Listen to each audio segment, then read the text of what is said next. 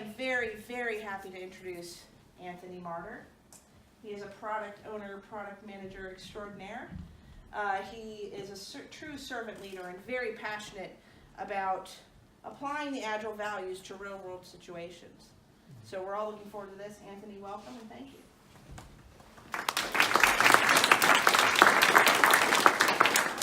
Thanks so much for coming out, everyone. I know that the weather out there is not amazing tonight, but so thank you so much for coming down. So firstly, quickly, who I am. So until Friday, I am product manager and product practice lead at Orion Health. On Wednesday next week, I'm taking up a role as head of products at Plexure. So just changing things up there a wee bit. But that's kind of irrelevant because my sort of thing that I do in the community is that I'm the lead organiser for Product Tank Auckland, and we're trying to help to educate the industry on what great product management is. And this has kind of been the genesis of this talk, in that so I'm a bit sad. I've been doing Agile, or being involved in Agile environments as a product owner and then a product manager and shortly as a head of product for about the last 6.5, 7 years. And over the past couple of years, it's really dawned on me that there's something missing. What are we not doing right? There's something that we're missing in here. And just recently, I watched this presentation by Jeff Patton called Owning Agile.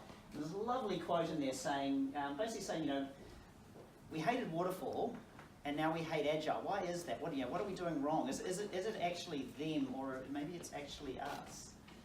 I'll send the slides out later. The link is in there to that presentation, so you're welcome to watch at your leisure. I do suggest you do. Jeff Patton is incredibly knowledgeable on product management and Agile. So I see a lot of disillusioned teams. I see a lot of disillusioned organisations. I see a lot of disillusioned Agile coaches, actually. We've come so far, but there's something that we're just missing here. What are we doing wrong? It's also been really interesting to see the media about Agile transformations, particularly around Spark just recently, and that, you know, really Agile kind of being used as a little bit of a whipping boy there. It's supposed to make things better. It's not supposed to make things worse. So what are we doing wrong? Okay, so as I was creating this presentation, I went back to the Agile principles, 12 principles. Hopefully you've read all of them at some point if you've been involved in the Agile scene. And it kind of dawned on me that, and because I'm a product person, I put things into boxes. It's what product people are really, really good at. We're good at categorizing things. We're simple like that. And so I kind of broke it up and said, okay, well, the principles that are highlighted in green are all about having functional architecture. 5's in yellow, and I'll come back to why that's in yellow in a bit. And all of the other principles are, those actually sound really familiar to me as somebody who works in product. What's kind of the connection there? So often when we do an Agile transformation, we're usually using Scrum, so I'll put it up there. I think 95% of Agile transformations or something like that use Scrum. There's a few, there are other frameworks out there, but this is the most common one. And it kind of goes something like this. So something, customer something. Product owner, Beast creates backlog. There's meetings, grooming, planning. We get into our sprint and we have stand-ups, and then we do a review and we demo it and we keep going through. This is kind of what we're coached to do. We get coached into this habit of operating our teams. And we're treating software development like an industrial process. I've worked about 10 years at Fisher & Paykel, so I'm very familiar with manufacturing and industrial type processes, and that's kind of the approach that I see, is that we take a process and go, okay, well, that process is a bit crap, we call it waterfall, we want to make it better, let's call it Agile, and we're focusing on the process of development. And this is really valuable, by the way. I'm not at all dissing that focus. You know, moving from a command and control world to a coaching type mindset, empowering our teams, that's all amazing stuff. But a lot of it has its roots in the Toyota manufacturing lean principles like that. And again, working at Fisher & Paykel, I've actually been lucky enough to experience some of that stuff hands-on. And the thing that I notice is that when I was at Fisher & Paykel, people on the production line were empowered to stop the line to fix a process. But they didn't have that much influence over the actual product itself. And I see that same thing in Agile and software development, and that our teams get empowered to really have really amazing processes, amazing teams behaviours, but they're not focusing on the actual product.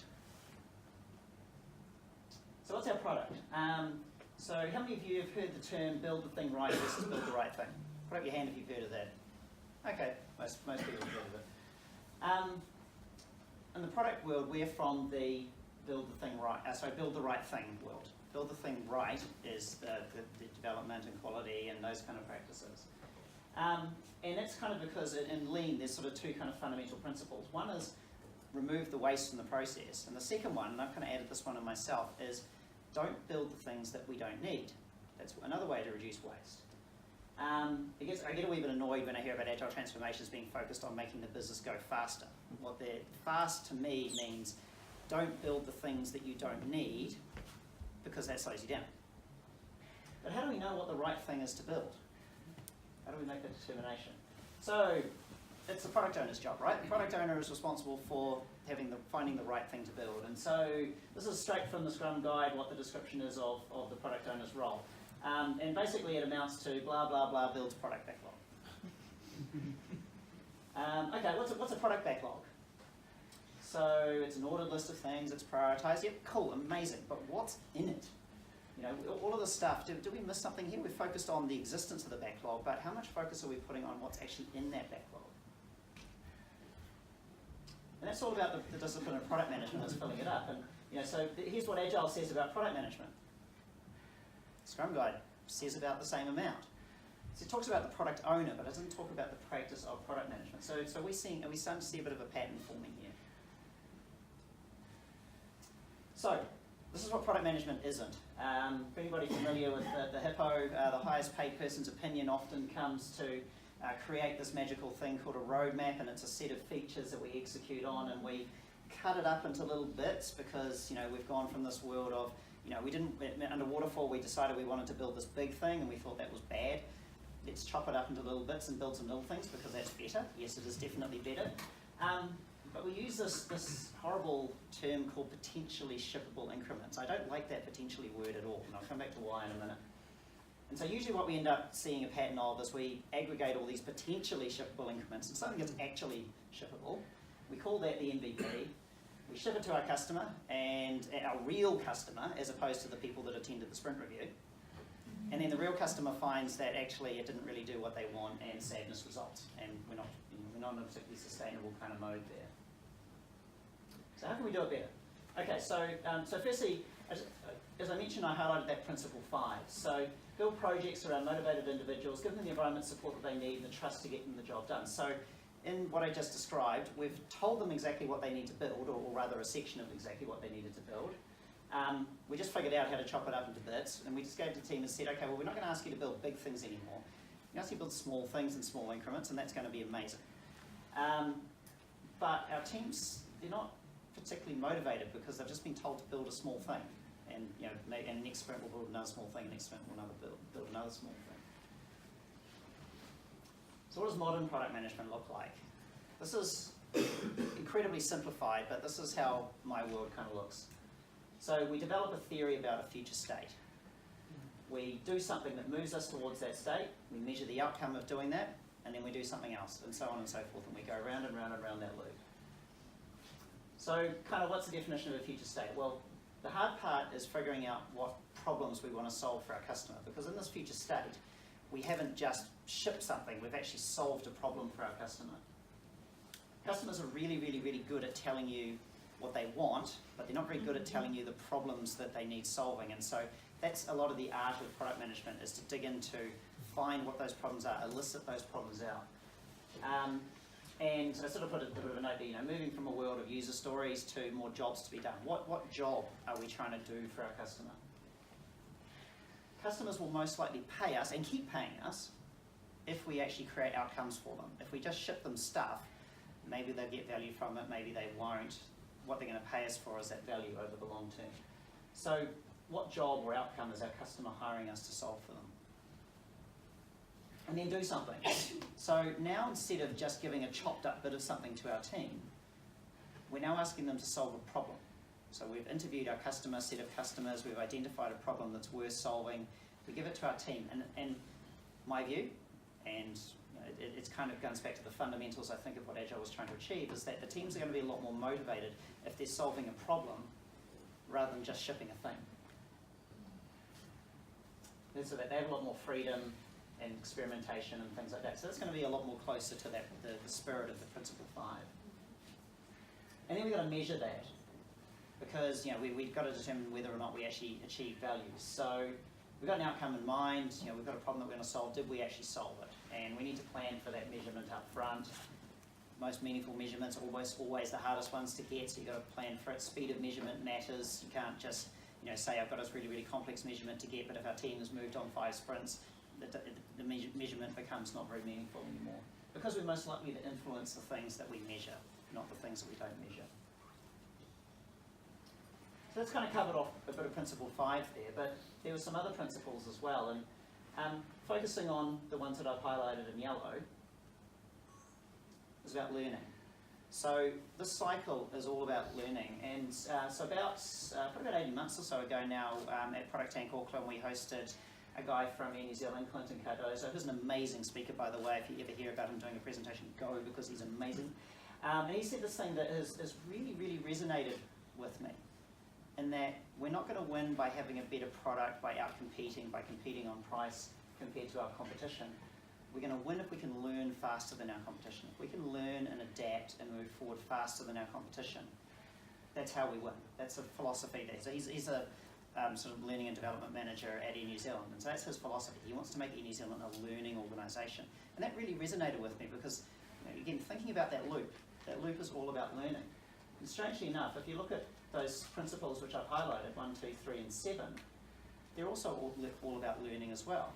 So there's that resonance between the Agile principles and this notion that we've got to have this cycle of learning going on. We can only learn by actually doing things. Anything else is just a theory. I'll come back to how we can do a little bit before that. But at the end of the day, unless you ship something to a customer, see how they respond to it, and then do something else as a result of that, you're not really learning. Anything else is just theory, speculation. Then there's principle 4, which is this idea that business people and developers must work together. So how does that look? What does that really mean? So this is kind of the cycle that we follow generally in product management, and that the client says something, and incidentally, every client is wrong. However, because we don't have to listen to all clients, we're a product company, so we're selling to a bunch of products. Every single individual client is wrong, but all clients together are right. And so that's your challenge as a product manager, is to try and figure out what the right thing is. And often if you get back to a problem, that's employing the dark art of synthesis, you'll find that generally the problems are the things that are common between customers, not just what they say. I mentioned earlier about a customer will tell you a lot, but it's very hard to get that problem out of them. And so something that product managers are hopefully good at is interview techniques. We know frameworks, jobs to be done, user stories, personas, and things like that. And what we're trying to do when we're sharing it with the team is that, I've got the product owner there. So this is actually from a talk I did actually a couple of years ago now at Agile New Zealand, talking about where the role of the product owner fits in. So with our team, we start off with the product owner kind of knowing the most about the problem, because I've been out there doing the interviewing. Maybe they've had some people from the team. And then by the end of our sprint, by the end of the time that we've shipped something, our team are now the experts on that thing. They're amazing, they know everything. They know what the problem looks like when it's solved, and they're prepared to measure it. They're prepared for that loop. And then there's the art of keeping it simple as well. So principle 10, simplicity. What does that look like? So here's where we can get to this idea that we must be measuring, because what is the minimum thing that we could do in order to learn something? So moving away from this notion of potentially shippable increment, minimum viable product. What's the smallest thing that we could ship and learn from? If we don't ship it, we don't learn. So that moves away from our potentially thing. We have to ship. We have to get it in the hands of someone who can give us something that we can learn from, that we can hold on to.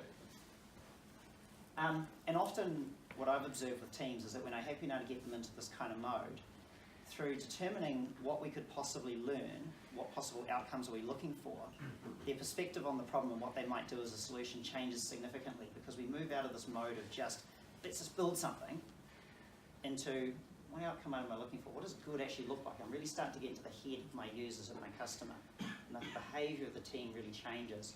As the product manager is the person who's kind of facilitating that discussion, helping the team to understand what those problems are, what that problem looks like when it's solved. Pretty simple thing. There's not much value. If it isn't valuable, don't do it. So what's valuable? What is our minimum learnable product? What techniques can we employ to get to that point? So I said before, the only way we can learn is by shipping. Actually, that's not true. I lied. Now I'm going to tell you another truth, which may or may not be a lie as well. We can learn by not shipping. So our roadmap, the problems, which is now hopefully a set of problems rather than a set of things that we're going to ship, is still just a set of assumptions about the world. Can we actually validate some of those assumptions without shipping something through prototyping, through interviews, through proof of concepting, to actually validate what are the things that we should ultimately be shipping? So how can we sort of move that learning experience further back into our development cycle? I was lucky enough earlier this year to go to a course that was run by Marty Kagan as the author of the book Inspired. If you're at all interested in product management, read that. It's Product Management 101. Awesome book. And in there he talks about the different dimensions of assumptions that you need to try and validate. So most of us go to usability. This is where our amazing UX people come in. Incidentally, I don't know, are there any UX people here tonight? No, because they're all the UX CX meetup that clashes with tonight, so I'm sorry about that. We didn't think of that, but that's okay. But they're really good at validating that usability thing. So often when we're thinking about whether something is actually going to be feasible in the real world, we go to that usability in the first instance. Can someone use it? Can they operate it? Does it do what they want? But there's other risks, other things that we need to validate as well. Is it feasible? As a business, can we do this? Is it going to cost us too much in support? Risk our financial model, things like that. Technical feasibility. That's why I got that back to front. So, what is it technically feasible? Is this something that is, in actual fact, it's going to take us 10 years to build, it's going to cost too much, or it's going to be really, really complicated and risky to do? Validating our business viability, validating our business model with shipping this thing as well. How much of this stuff can we do up front? Because we want to try and get to the state of determining as early as possible, if it doesn't work, then do it. And actually, if it isn't going to work, don't put it into your backlog. I spoke earlier on about the backlog monstrosity. I don't know about everyone else, but I'm ashamed to admit that my backlog at Orion is longer than the universe. And I've had that in previous organisations, and the bit that I realised that I'd missed was actually I should only put things into the backlog that matter. And the things that matter are the things that are valuable, usable, feasible. We can ship them, they're technically possible, you're not going to destroy our business by doing them. Put that stuff into the backlog, track that stuff. Don't track the things that don't fall into that category. You can have a bucket of ideas, but ideas don't matter unless they're actually feasible. So tip 101, you want to reduce your backlog, employ some of these techniques. And no talk about product management in an agile crowd would be full without a discussion about who the product owner is. So my thinking on the product owner has actually evolved quite a bit. As I said, I did a talk a couple of years ago, and in that time I was working this model where I was a product owner myself. I faced the teams, my product manager faced the market. Market's that way, teams that way. And I'm actually kind of moving my thinking there towards this notion that we should tip that on its side, because unless you're able to effectively bring that problem statement into the team, involve the team with the customer, and link end to end, there's always going to be this disconnect. Disconnect of people not getting on, humans being separated by distance. And the time I did that talk, I was working for a company where I was based in New Zealand, my product manager was based in the US. And my thinking has kind of changed to this notion of actually tipping that on its side. And the product owner, they do product management. This is the conclusion I've come to through my experience, is that you have to do product management. So I found that when I was kind of in this model here, I was actually doing a lot of my own kind of product management. Is this thing really valuable? Is this thing really usable? Is this thing really feasible? So I'm actually being a product manager anyway, so why not call them a product manager? Product manager, you do product ownership. In Scrum, you do product ownership. Doesn't scale very well, and without the topic of scaling that role as a talk all of its own, but my sort of high-level thinking is that it's this verticalness here. So actually, the width of those boxes is meaningful. So if the width of that is my scope of my role, and traditionally I've thought of this idea that product owner on average can handle about 2 teams before they go insane. if you're trying to do the full-on product management responsibilities as well, you'll probably only handle one team before you go insane. So slice your product managers and the teams and their responsibility to the scope of what they're actually possible to do. So all those things that I talked about before, those things that product managers need to be good at in order to really get into our agile principles, slice it a bit more thinly.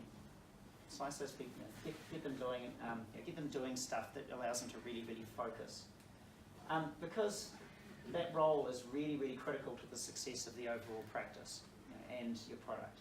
If that person or people aren't being successful, you're not going to be doing a great job of following those agile principles. You're not going to be doing a great job for your teams. You're just not going to be being very amazing. And again, this is kind of my realization. This is the bit that we're lacking focus on in New Zealand. I only know one company, maybe 2 or 3 companies that have really focused on, when they've been in the agile practice, really focusing on product management as well. New Zealand's one of them. And Xero does a great job as well. But it is, a lot of it that focuses on the mechanical aspects that I talked about at the beginning. Product management is actually quite hard as well. So, if you're not in the product management field, actually in the room here, who has the title? Who has the word product in their title? Okay, quite a few. Who is a agile coach, scrum coach, some kind of coaching role? Okay, a couple, and maybe a lead type role. Okay, so the people who didn't put up your hand as product, your job is to really, really support the people who put up their hands as product, because it's actually quite hard. There's a lot to learn, there's a lot to do. So, bringing it all back together, it's overlaying in our principles there. We've got, principle 1, 2, and 3 is about learning, as is principle 7. If you're not learning, then you're not going to be successful at having those principles really embedded within your business. And to some extent, principle 10 as well. It's our notion of what's a minimum learnable thing that we could do. Principle 4 is all about the role of the product manager. Principle 5 is all about this notion that we want to solve problems. And then the other principles, which we haven't touched on tonight, are all about people or building things right. So again, reiterating that if we want to follow the other half of those principles that we're not focusing on in our transformation, we need to get this loop going on in our businesses. And what does good feel like? I was thinking about how to end this talk, and I was thinking, well, I had this model in my head of team behaviour. Teams that I've worked on that have been really, really, really awesome and high functioning and really popular with their customers. What does that feel like to me?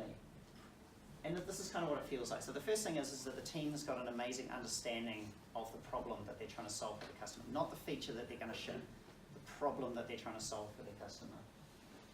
And because they previously played a part in validating it. So that validating that I mentioned earlier on, I forgot to say that your team should be engaged in that. It's not just the product manager, your team should spend some time on validating assumptions, validating usability, feasibility, business validation, that kind of thing. So they've played a part in validating whether this is the right problem to solve. So they're really, really, really engaged in that problem space. They know what the change in behaviour that they're looking for from the customer is. Again, they're not just going, done for us looks like the features in the release. Done for us looks like I know that the customer was doing this before and they're doing this now. And they've got plans to measure it. They know what doing this now looks like in some kind of metric to actually measure that. So they've set up a bunch of metrics in the product, and they've put a calendar entry in 2 weeks' time or 6 weeks' time that we're going to run those metrics and look at how our user engagement has increased in that period. Now, they've figured out a metric, and there's a plan owned by the team, not by the product manager, not by the sales guy, not by the account manager, owned by the team to do something about that. They know what the impact will be to the customer's business and to our business, the business that we're engaged in. And they know that by doing that we've landed additional incremental amount of revenue, or the customer has made the saving, which has generated us some revenue. It's getting revenue, money's good. But there are also other types of impact as well. The customers now having a much greater experience. Our volume of support calls has dropped. Something like that. What does something beneficial to the customer's business and our business look like? And while they're doing all of that, they're running experiments in preparation for the next problem. Guided by the product manager probably, but not just the product manager running those experiments, not just the UX team running those experiments, not just a technical architect running those experiments. The team are running those experiments. that's kind of my summary of what a good, highly functioning team looks like. Interestingly, and how we're doing for time, just to run through a quick example where I've found teams to be really, really, really highly functioning. It's actually in crisis situations. So hands up if you've been part of a team who have been presented with a production issue that they need to solve in a short time frame. What do you know? We work in software. And looking at that, it's the right people are there. They've got a really, really good understanding of what the problem is. They've got a time box in which they need to fix it. They know what good looks like because we know what bad looks like. So therefore, we've probably got a pretty good idea of what good looks like. We've probably figured out some way of measuring what good looks like because we know that when we fix it, what we want to measure is fixed. And we get in there and we dig in and we solve the problem. That doesn't mean that every team should be in crisis all the time because that would be bad. But taking a step back and elevating back to those principles, it's that idea of the team knows what the problem is, not just an individual. They know what done looks like. They've got a time box, a reasonably short time box. They know how to measure what good looks like. So think about how that works in your business. And the most fun I've had have been in those crisis moments. And then we celebrate as well and say, because we've got a really good idea that this thing is actually shipped with the customer, everything's better, the fires are out, we go, oh yes, thank goodness for that. And it's the same thing when you just ship, it should be the same when you're shipping day to day. You should be able to celebrate that idea that we've successfully changed the behaviour of our customers. And that's cause for celebration, not just, again, it goes in the release, did somebody take it? I don't know. Not much room for celebration there. So, with that, I'd like to break for questions. Just before I do that, where to go to continue the conversation. So, as I said, I'm from the Product Tank Auckland meetup group. That's our URL there. There's a New Zealand-wide Slack channel for product management, which just started a couple of months back. It's in partnership with the Product Tank group in Wellington. And that's got New Zealand-wide people in there, all sorts of interesting discussions going on. As Product Tank, we're part of the global Mind the Product organisation, so there are product tanks all around the world. There's a global Slack channel which has people from all around the world. I just was at the Mind the Product conference in San Francisco a couple of weeks ago, where it was just amazing to meet other people doing this from around the world. Incidentally, a tidbit from there. I thought being in New Zealand, we're a bit behind the times. Our agile practices are not amazing. I was talking to people in Silicon Valley who, with their agile practices, are having all exactly the same challenges that we are. So take heart from that. It's not just us. And Twitter, if you are tweeting at NCM at PM Auckland, please tag those tweets. So anyway, with that, questions?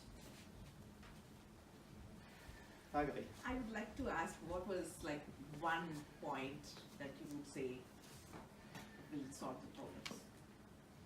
If you were going to sum up the presentation and say this is a weird trick. Learning, yeah. The one weird trick is focusing on learning, because that's a forcing function for everything else. Think about that, the horrible sort of water scrum fall that we see in a lot of organisations. There's a waterfall process, and then there's the teams being amazing at doing scrum, and then there's some fall out the other side where they eventually ship. You can't learn in that cycle. You learn some things. You can validate technical risk by virtue of the fact that you actually try something out. But if you push that cycle out to the ends, out to the customer and the customer on each side, then you can learn. And so to me, it's that, think about what I'm going to learn by doing what I'm doing today. What am I going to learn today? And that will then be a forcing function on fixing those broken bits of your organisation either side. It's a lot of those drivers for Agile within an organisation, particularly at the exec levels, we're going to go faster. Work on turning that conversation around to learning. Learning is what we want to do. Learning makes us go faster.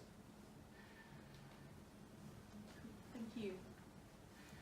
Have you used design thinking as a method of getting that learning, especially in that early phase where you try to work out what's the right thing to do? Yeah, there's all sorts of different principles and practices around that early sort of validation, and a lot of what Marty talks about very much aligns with that kind of notion of a design thinking, design sprint. What can we validate by not spending much money? Get a bunch of people in a room, get a bunch of customers together in a room, play with some paper, play with string and stuff on a whiteboard. We haven't spent super crazy expensive engineering time to do that. Maybe we spent a week of everybody's time, but we haven't spent months building something. So design thinking, design sprints, a lot of, again, a lot of the stuff the UX community does is really amazing, but as I said, don't forget about there is technical feasibility and business validation that we need to do as well. And that's actually a flaw I've seen in some of the implementations of design thinking, is it's been very much focused on that more UX side of the world. You know, you have to bring in your technical people, you have to bring in your business people as well, because it's all connected. Questions? The back. I've got a question. You mentioned about you need motivated people. So I've been involved into a couple of organizations, been through quite a few stand-ups that when the stand-up I went to quite a demotivating after stand-up. You almost feel you shouldn't really work on a project. So how do you solve that? So I find that might be quite a key piece apart from the knowledge of the product owner, but it's through the product management. It's the people aspect. It's how you actually can motivate people. I find a lot of organizations have the mechanism almost like a McDonald's operation, that you fit in and come in with high motivation, and then after that operation you It beats it out of you. Yeah, so I guess for the benefit of the cameras is you know, how do you create that motivation? That was really why I focused on that principle 5, because to me, that's a lot of the crux of the issue, that if your team isn't motivated, what are you doing wrong? There could be all sorts of things that you're doing wrong, but the number one thing that I see is just telling your team what to do. You know, it's that McDonald's sort of process that you referred to, that, you know, that treating software as an assembly line. You know, I'm just here to create a widget and build the widget, and build the next widget, da da da da. You know, I'm going to get really bored and I'm going to leave if I do that. So to me, you know, problem solving is what motivates most people. I'm not going to say all, but certainly most people get motivated by problem solving. And so then is, okay, how do we create a problem solving environment? It's that, okay, we need some problems to solve. So as a product person, how can I enable that? That's the bit of the dial that I can move in terms of motivation, is get the team brought up into the problem space, and thinking about that problem space and helping me to validate that problem space. That's, to me, is the number one thing around creating that motivation. You know, if you don't learn something new every day, that's how people get bored and switch off and move into that kind of mechanical sort of mindset. You know, I find if I'm learning something new every day, that's what motivates me. You know, learn something new today, tomorrow, the next day, and you know, and then see an impact in the world as well. Actually, that's probably the other thing too. Is you know, so problems and whatnot I talked about being on the input part of the cycle. The output part of the cycle is, did I actually have an impact? Did what I do matters? Or did it just get shipped into a release that I've got no idea whether or not a customer's actually picked up that release or not? You know, so again, that's that motivation of actually seeing the change, bringing the stories from the customer back into the team doing the work. What was the impact? And that's part of that measurement thing. You know, the team will get that by virtue of setting themselves up to do measurements. They'll get those stories from real customers that they've made a real difference to.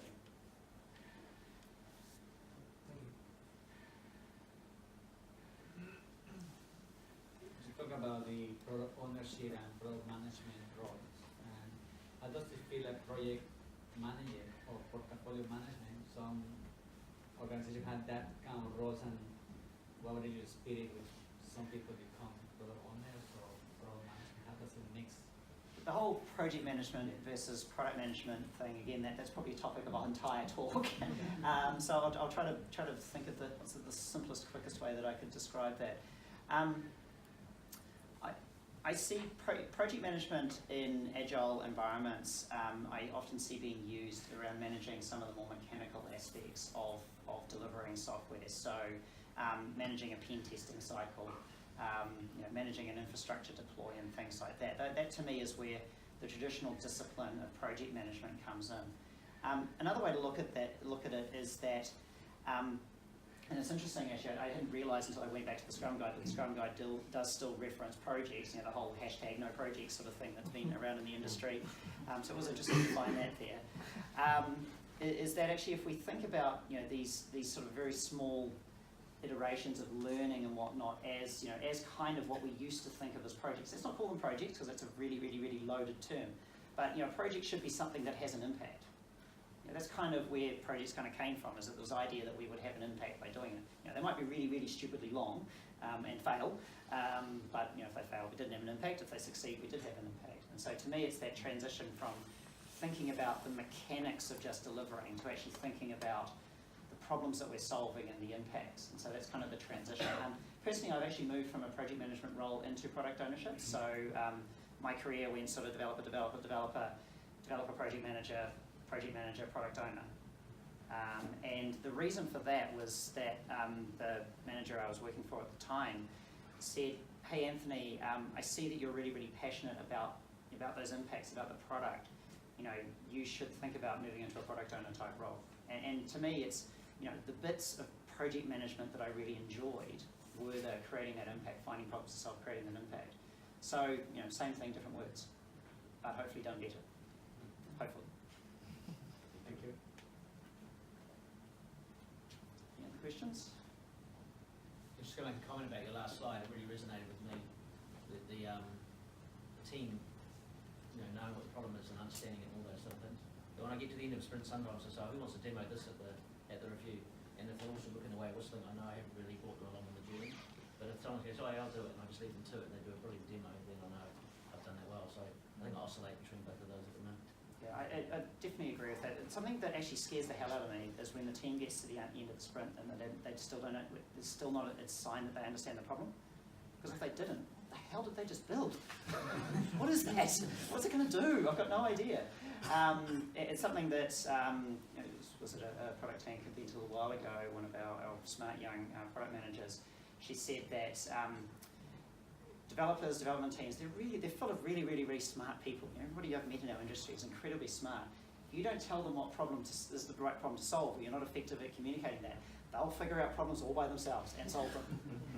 So if you haven't got that alignment there, then, you know, bad things are going to happen.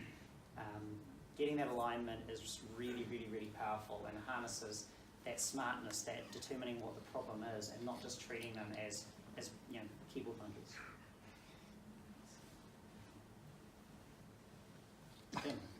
I'll try and hold the camera while I ask. One of the things that I came across was this notion of the expectation that a product owner has of their job and the expectation the team has of the product owner and their job. And there wasn't always an alignment there, so the team was expecting something, product owner was expecting something different. Have you found that to be an issue, or how do you deal with it? Absolutely, and to be perfectly honest, that's what drove my involvement in Product Tank Auckland, was this realisation that in Auckland, nobody really knows what product owners, what product managers do. It's going to be up to us to communicate that out. What do we do? Getting agreement with our industry around some expectations of what we do. I see a lot of it really troubles me that I still see job ads for product owners that are, you know, it's a project manager you've just written your job thing for, you know, they can manage a project through some product owner does. You know, or they're going to coach the team. It's like, no, don't do that. You know, I think we as an industry have a long way to go in terms of codifying those expectations, just because it's a transformation. You know, this is a change in the way that we've worked, so people don't understand it. We need to communicate that. So, you know, to answer your question, you've got to, if you are a product owner, you're doing product management, by the way, just in case you're wondering. If your organisation doesn't think you're doing product management, fix that or change organisations. And I'm deadly serious when I say that, because you will just get really super bored if you're not actually doing product management. But you're just a backlog monkey otherwise. You know, so fix that. If you're a team and your product manager is, or your coach and your product manager, your product owner is not doing those things, take them aside and sit them down and help them.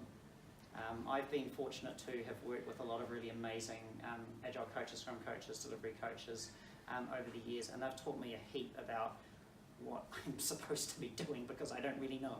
And yeah, so it's you know, don't think that the product owner knows what they're doing. Help them out, help set those expectations, get that alignment going, get that communication going. Because if you don't, none of this amazing stuff that I just talked about will happen.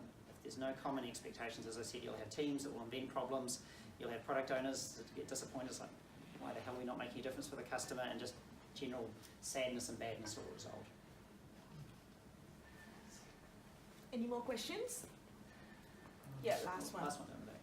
I've been involved in teams with product managers that they usually take the requirements from the customer and then they try to deliver them one by one. But one of the missing parts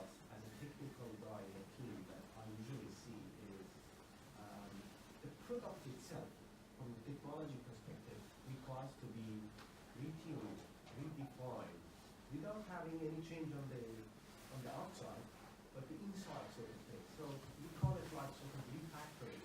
So the outside will look exactly the same, but sometimes you see among those thousands of lines of code, you see like DOS and stuff. How the product owners just being sort of influenced by the customer and those sort of requirements, how they, what's the best practice sort of that product owners, they can understand those lower layers and then they can take care of those like stuff. So I guess I've got a little bit of an advantage. I come from, as I said, from a development background. So if a developer takes me aside and says, we've got this horribly scary piece of technical debt, I generally believe them. Now I ask them a few probing questions to kind of validate that. So number one is actually helping to educate your product people on why this stuff matters. Generally, those kind of the under the cover concerns that we call technical debt and architectural evolution and things like that, you know, those horrible, scary code nasties out there, they're all about long-term velocity. So if we don't address them today, we can ship a feature. If we don't address them in time, our ability to deliver things is going to slow down to a crawl and stop, and that's in my interest as a product person. However, as a product person, I also only have limited bandwidth, and something else that I've learned is that I need to be absolutely amazing at focusing on those problems, and I need to have a group of people that I trust to prioritize the technical debt, the architectural evolution, and things like that. There's a great talk given by Rich Mironov at Product Auckland earlier this year.